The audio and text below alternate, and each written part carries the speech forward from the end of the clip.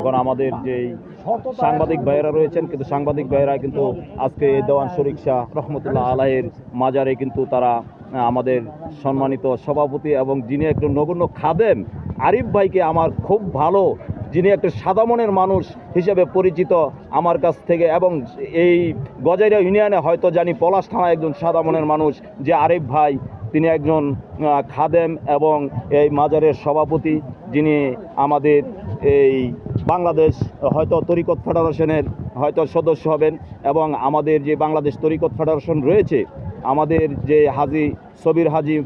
এবং সাধারণ সম্পাদক রয়েছেন ইসমাইল ভান্ডারী, আমরা কিন্তু এই যে মাজারগুলি রয়েছে, আমি শফিকুল ইসলাম চিশতি কিন্তু সারা নরসিংদী জেলাতে কিন্তু আমি লাইভ করে থাকি, আপনারা হয়তো সবাই জানেন। তো আমি এই লাইভটি